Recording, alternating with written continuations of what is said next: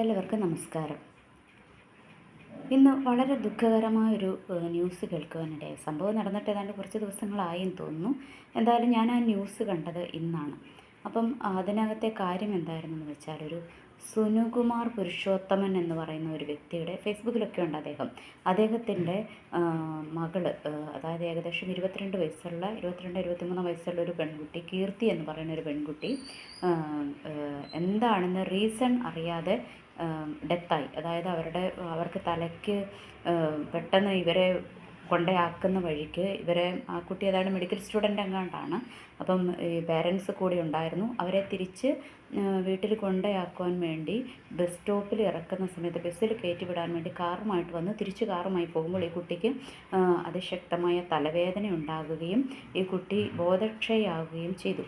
അപ്പം ഉടനെ തന്നെ അവിടുന്ന് ഹോസ്പിറ്റലിൽ എത്തിച്ചപ്പോൾ അവിടെ അടുത്തുള്ള ഏതാണ്ട് പോണ്ടിച്ചേരിയായിരുന്നു, അവിടെയുള്ള അവിടുത്തെ ഹോസ്പിറ്റലിൽ എത്തിച്ച് അവർ ടെസ്റ്റ് ചെയ്ത് നോക്കിയപ്പോൾ അവർക്ക് എന്താണെന്ന് പിടുത്തം കിട്ടിയില്ല. അവർ അവിടുന്ന് ഏതാണ്ട് അത്യാവശ്യ മെഡിസിനൊക്കെ കൊടുത്തെന്ന് തോന്നുന്നു. എന്തായാലും ആ കുട്ടിയെ നമ്മുടെ എറണാകുളം മെഡിസിറ്റിയിലോട്ട് കൊണ്ടുവന്ന് അവിടുത്തെ പ്രശസ്തനായ ഡോക്ടർ ചെക്ക് ചെയ്തു, MRI സ്കാൻ എടുത്തു. അവർക്കൊന്നും കണ്ടുപിടിക്കുവാൻ കഴിഞ്ഞില്ല, എല്ലാം നോർമലാണ് എന്ന് പറഞ്ഞു. എന്നിട്ട് ഇദ്ദേഹം അത് മൈഗ്രെയിൻ ആണെന്ന് ധരിച്ച് ഈ പെൺകുട്ടിയെ സൈക്കാട്രിക് ഡോക്ടറിനെ റെഫർ ചെയ്തു. ആ പുള്ളിക്കാരത്തി മരുന്നുകളൊക്കെ, അതായത് സൈക്കാട്രിയുടെ സെഡേഷൻ മരുന്നുകളൊക്കെ കൊടുത്തു, ഉറങ്ങാനുള്ള മരുന്നുകളൊക്കെ കൊടുത്തു. അങ്ങനെ കുറേ ദിവസങ്ങൾ, ഒരു 3, 4, 5 ദിവസങ്ങൾ ഈ കുട്ടീനെ ഇതേ കണ്ടീഷനിൽ ഇങ്ങനെ അവർ സെഡേഷൻ കൊടുത്ത് അവിടെ മെഡിസിറ്റിയിൽ ഇട്ടുകൊണ്ടിരുന്നു. അതിനുശേഷം അപ്പം ഈ കുട്ടി പറയുന്നുണ്ട്, ഇതൊരു മെഡിക്കൽ സ്റ്റുഡൻറ്റും കൂടിയാണല്ലോ. അപ്പോൾ ഈ കുട്ടി പറയുന്നുണ്ട്, എനിക്ക് ടെൻഷൻസ് ഒന്നുമില്ല, എന്നെ അവരുടെ അടുത്തേക്ക് റെഫർ ചെയ്യേണ്ട കാര്യമില്ല, അതായത് സൈക്യാട്രിയുടെ അടുത്തോട്ട് റെഫർ ചെയ്യേണ്ട കാര്യമില്ല, എനിക്ക് പ്രശ്നമൊന്നുമില്ല എന്ന് ഈ കുട്ടി പറയുന്നുണ്ട്. പക്ഷേ അതൊന്നും അവർ കൈക്കൊള്ളുന്നില്ല. അവർ ഈ തലവേദന അത് മൈഗ്രെയിൻ ആയിരിക്കാം, അല്ല എങ്കിൽ ടെൻഷൻ കൊണ്ടുണ്ടാകുന്ന തലവേദന, മെഡിക്കൽ സ്റ്റുഡൻ്റ് ആണല്ലോ, ടെൻഷൻ ഉണ്ടാകുമല്ലോ, അപ്പോൾ അതുകൊണ്ടുള്ള പ്രശ്നമായിരിക്കുമെന്ന് കരുതി ആ കുട്ടീനെ ഇങ്ങോട്ട് സൈക്കാട്രിക് ഡോക്ടറിന് തന്നെ കൈമാറുകയാണ്. എന്നിട്ട് എന്തായാലും ലാസ്റ്റ് ഫൈനൽ സ്റ്റേജ് എത്തിയപ്പോൾ അവരെന്ത് ചെയ്തു, ഇവർക്ക് കണ്ടുപിടിക്കുവാൻ കഴിഞ്ഞില്ല. ഈ കുട്ടീനെ വേറെ എങ്ങോട്ടെങ്കിലും കൊണ്ടുപോയിക്കോളാൻ പറഞ്ഞു. അവർ നിർഭാഗ്യവശാൽ റെനൈ മെഡിസിറ്റിയിലോട്ട് കൊണ്ടുപോയി. അവിടെ ചെന്ന് കഴിഞ്ഞപ്പോഴത്തേനും അവിടെയും പ്രത്യേകിച്ച് അവർക്കൊന്നും ഐഡൻറ്റിഫൈ ചെയ്യുവാൻ കഴിഞ്ഞില്ല. അപ്പം ഈ മെഡിസിറ്റിയിൽ നിന്ന് ഈ കുട്ടീനെ ഡിസ്ചാർജ് ചെയ്യാൻ തന്നെ സമയമെടുത്തു. കാരണം ഇവർ ചാർജ് ഷീറ്റൊക്കെ മാറ്റി തിരുത്തി മാറ്റിയൊക്കെ എഴുതിക്കൊണ്ടിരുന്നു എന്നൊക്കെ അദ്ദേഹം ഫേസ്ബുക്കിൽ വളരെ വ്യക്തമായിട്ട് പറയുന്നുണ്ട്, കുറിപ്പ് എഴുതിയിട്ടുണ്ട്. അതിനുശേഷം എന്തായാലും റെനൈ മെഡിസിറ്റിയിലെത്തി ഈ പെൺകുട്ടി മരണത്തിന് കീഴടങ്ങുകയാണ് ചെയ്തത്. അപ്പം ഇന്നും അജ്ഞാതമാണ് എന്താണ് ആ കുട്ടിയുടെ അസുഖം എന്നുള്ളത്. ആർക്കും പിടുത്തം കിട്ടില്ല. MRI സ്കാൻ ചെയ്തു, ഒന്നും പിടുത്തം കിട്ടില്ല. മേ ബി കണ്ടുപിടിക്കുവാൻ കഴിയാത്ത എന്തെങ്കിലും, നമ്മുടെ മെഡിക്കൽ സയൻസിന് കണ്ടുപിടിക്കുവാൻ കഴിയാത്ത എന്തെങ്കിലും വിധത്തിലുള്ള പ്രശ്നമായിരിക്കുക. എന്തായാലും ഒരു മൈഗ്രെയിൻ ആയിരുന്നുവെങ്കിൽ, അല്ലെങ്കിൽ ടെൻഷനുമല്ല, ഇത് രണ്ടുമായിരുന്നുവെങ്കിൽ ഈ കുട്ടി മരണത്തിന് കീഴടങ്ങത്തില്ല. നമുക്കറിയാം, മൈഗ്രെയിനൊക്കെ വരുന്നുണ്ട്, മൈഗ്രെയിന് മെഡിസിൻ ഇല്ല, പക്ഷേ അതൊരു 3 ദിവസം അല്ലെങ്കിൽ 5 ദിവസം കൊണ്ട് മൈഗ്രെയിൻ പോകും. പക്ഷേ ഈ കുട്ടിക്ക് അതിൽ കൂടുതൽ തലവേദന നിന്നപ്പോൾ ഫർദർ എന്തെങ്കിലും ഇവരുടെ മാക്സിമം ഇവർക്കത് നോക്കാമായിരുന്നു. അറ്റ്ലീസ്റ്റ് ഈ ഡോക്ടേഴ്സിന് ആ കുട്ടിയെ ഒന്ന് കേൾക്കുവാൻ തയ്യാറാകാമായിരുന്നു. പക്ഷേ ഇവരത് ചെയ്തില്ല.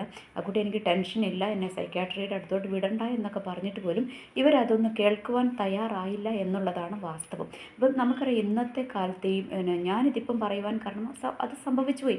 ഇനിയുള്ളത് ഇതിനകത്താണെങ്കിലും ഈ ഡോക്ടേഴ്സിന് പേഷ്യൻറ്റിനെ ഒന്ന് കേൾക്കുവാൻ തയ്യാറായി കഴിഞ്ഞാൽ ഇവർ പഠിച്ചതിനുമൊക്കെ അപ്പുറത്തേക്ക് ഒരു കണ്ടെത്തലിലേക്ക് കഴിയാം. കാരണം നമ്മളെന്തെങ്കിലും ഒരു അസുഖമായിട്ട് ചെയ്യുമ്പോഴത്തേക്കും ഇവരൊന്ന് മുൻകൂർ വിധിച്ചു വെച്ചിട്ടുണ്ടാകും. ഇവർ പഠിച്ചതനുസരിച്ച് വിധിച്ചു വെച്ചിട്ടുണ്ടാകും. അതിനനുസരിച്ച് ഇവർ രോഗിയെ കൈകാര്യം ചെയ്യത്തുള്ളൂ. എന്നാൽ രോഗി ഒന്ന് കേൾക്കുവാൻ തയ്യാറായാൽ അത് എന്തുകൊണ്ടാണെന്നൊക്കെ ഇവർക്കൊന്ന് പെട്ടെന്നൊന്ന് ഐഡൻറ്റിഫൈ ചെയ്യുവാനായിട്ട് ഇവർക്ക് കഴിയും. ഇവരതിനൊരിക്കലും ശ്രമിക്കാറില്ല. ഞങ്ങൾ ഏതാണ്ട് വലിയ സംഭവമാണ്, കറക്റ്റാണ്, ഡോക്ടേഴ്സ് എല്ലാം പഠിച്ചിട്ട് തന്നെയാണല്ലോ വരുന്നത്. പക്ഷേ ഇപ്പോഴത്തെ കാലഘട്ടത്തിൽ എല്ലാത്തിനും അപ്പുറമായിട്ട് എന്തൊക്കെയോ അസുഖങ്ങൾ വരുന്നുണ്ട്, അല്ലേ? കൊറോണയൊക്കെ വന്നു കഴിഞ്ഞപ്പോഴത്തേനും അതിനൊന്നും ശരിക്കും മരുന്നൊന്നും ഇല്ല. അപ്പം നമ്മൾ എന്താണെന്ന് ഒരു പരിധിവരെ ഇവർക്കൊന്ന് രോഗിയെ കേൾക്കുവാൻ തയ്യാറായാൽ ഇവർക്ക് ഒരു പരിധിവരെ ഈ റോങ് ആയിട്ടുള്ള മെഡിസിൻ കൊടുത്ത് റോങ് ആയിട്ടുള്ള ട്രീറ്റ്മെൻറ്റിലേക്ക് തള്ളിവിടാതിരിക്കാൻ ഒരു പരിധിവരെ ഇവർക്ക് കഴിയും. അതിന് ഇവർ ഒരിക്കലും തയ്യാറാകത്തില്ല. നമ്മൾ ഗവൺമെൻറ് ഹോസ്പിറ്റലുകളിൽ പോയാലും മെഡിക്കൽ കോളേജുകളിൽ പോയാലും ഈവൻ പ്രൈവറ്റ് ഫേമുകളിൽ പോയാൽ പോലും അപൂർവം ചിലരെ രോഗിയെ കേൾക്കാൻ തയ്യാറാകത്തുള്ളൂ. ഇനിയിപ്പം നമ്മളെന്തെങ്കിലും പറഞ്ഞാൽ ഇവരത് കേട്ടുകൊണ്ടിരിക്കുവാണെങ്കിൽ പോലും ഇവരുടെ ഐഡൻറ്റിഫിക്കേഷനിലുള്ള മരുന്ന് ഇവർ എഴുതിക്കൊണ്ടിരിക്കുന്നുണ്ടാകും. രോഗിക്ക് ഇവരൊരു പുല്ലുവിലയും കൊടുക്കാറില്ല എന്നുള്ളതാണ് വാസ്തവം. അപ്പം ഈ ഒരു സിറ്റുവേഷൻ മാറി രോഗിയെ ഒന്ന് കേട്ട് കഴിഞ്ഞാൽ തന്നെ ഇവർക്കൊരു ആക്ച്വലി എന്താണ് പ്രോബ്ലം എന്ന് കണ്ടെത്തുവാൻ, ഒരു റോങ് മെഡിസിനിലോട്ട് പോകാതെ രോഗിയെ രക്ഷിക്കുവാൻ ഒരുപക്ഷെ ഇവർക്ക് കഴിയുമായിരിക്കും.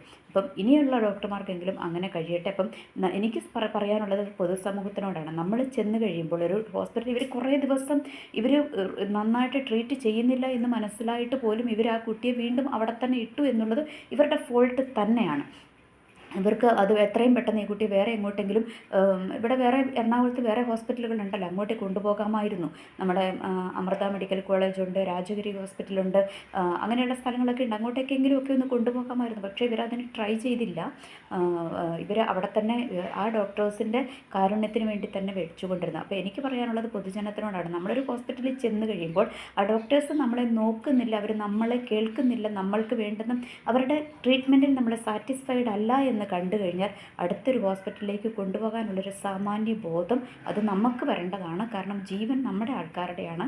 അതുകൊണ്ട് ജീവൻ നമ്മൾക്കാണ് വിലപ്പെട്ടത്, അവർക്കല്ല വിലപ്പെട്ടത് എന്ന് മനസ്സിലാക്കി ഒരു വ്യക്തമായ തീരുമാനം, ഇമ്മീഡിയറ്റ് ആയിട്ടൊരു തീരുമാനം എടുക്കാനുള്ള ഒരു ബോധം ഇനിയെങ്കിലും നമുക്കുണ്ടാകട്ടെ എന്ന് ആത്മാർത്ഥമായി തന്നെ ആഗ്രഹിച്ചു പോവുകയാണ്. എനിവേ, എല്ലാവർക്കും നല്ലൊരു ദിവസം ആശംസിക്കുന്നു. നന്ദി, നമസ്കാരം.